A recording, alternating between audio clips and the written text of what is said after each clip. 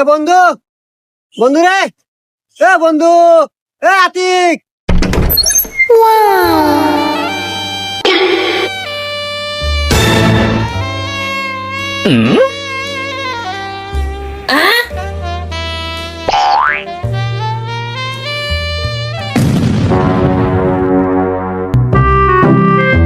আরে বন্ধু তুই কনে গেছিলু?